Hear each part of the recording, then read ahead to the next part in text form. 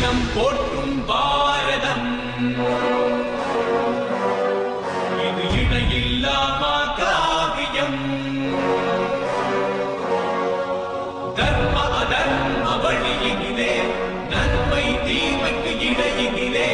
விளையும் போரினில் சத்தியம் வென்றிடுமோ